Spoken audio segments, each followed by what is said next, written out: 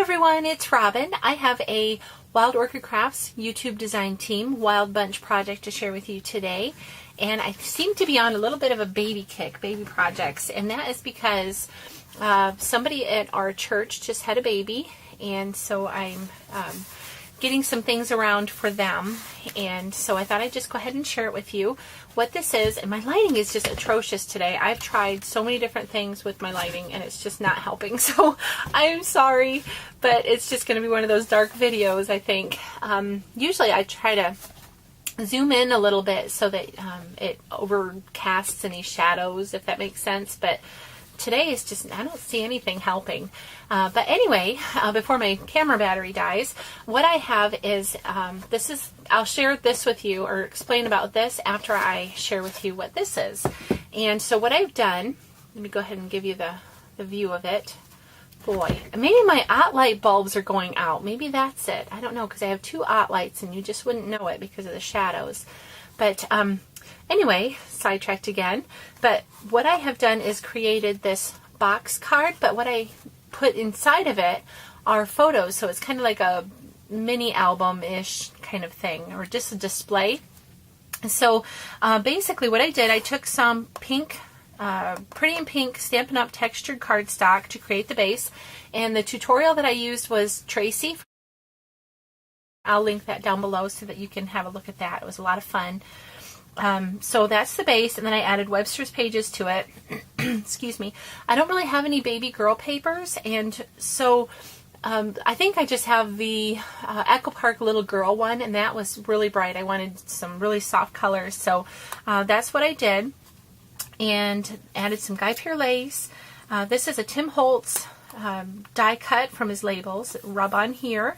And then this I created using my Gypsy and my Cricut. This is the Once Upon a Princess cartridge, and I cut this at 1 inch after I welded it. This is some Cameo Beige seam binding from Wild Orchid Crafts. I used here, and then on the inside. And the products that I've used, I'll just go over that really quick, is natural skeleton leaves, the 2-inch rose leaves, 40mm trellis rose that I've added some crystal stickles to that, 225mm open roses in the two-tone and then the cream, and then this is a tea rose that came from a multi-pack. I have some hip rose buds here, and then some 5mm closed rose buds, as well as some 4mm in the yellow closed rose buds.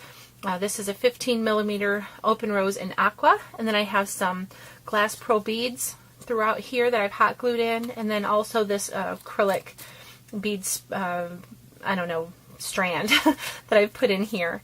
And then this is, you can't really see the other one, but that's just a die cut, some leaves from this paper. And so this is just Martha Stewart butterfly punches, and I've added stickles to that, and then some pearls. It measures 1 inch here, and then I don't know if I measured this. You know, I did for the tutorial, but let me see, or when I was doing the tutorial. It measures 7 1/4 inches by 5 1/2. And so let me go ahead and show you the inside. I'm looking at my battery and it's looking really low. So basically what I did, and I do have the pictures covered in here because I didn't ask the family if I could share. So I'm sorry if that's a distraction to you. But I just made a little photo display here, a 35mm trellis rose and some more of those tea roses and the rose buds. And I will have all of the product codes down below. So if I'm going really fast, just go ahead and check that out, and that will maybe answer some questions. Some of the satin butterflies from Wild Orchid Crafts.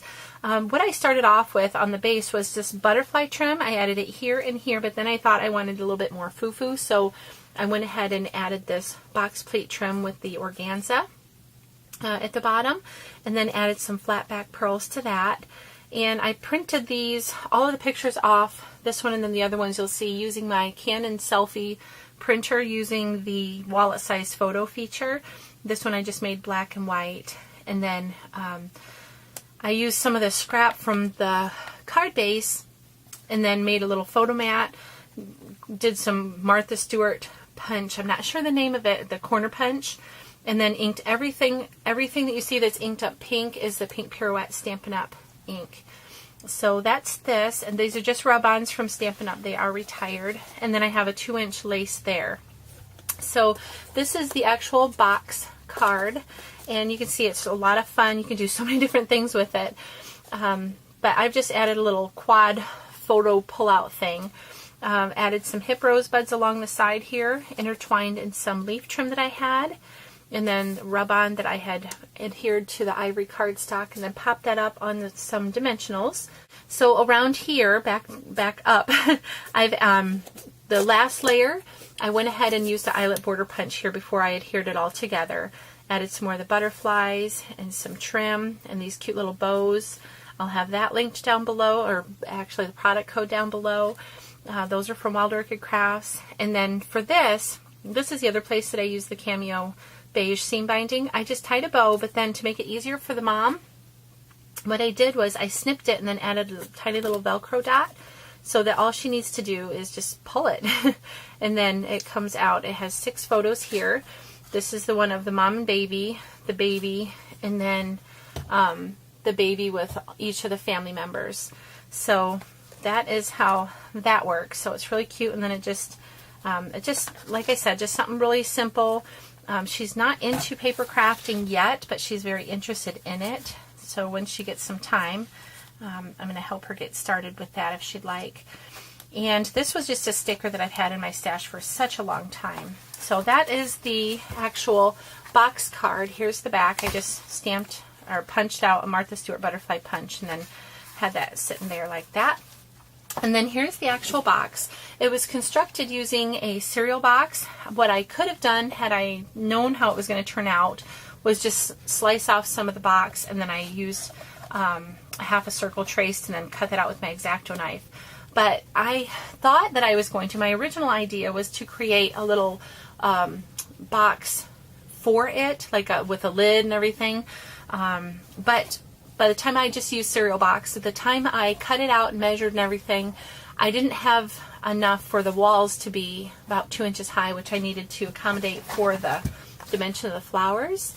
So I ended up just making a sleeve, constructed that and adhered that all together, and then I painted this is actually the inside of the box, and then of course this is the outside, which was craft or natural colored.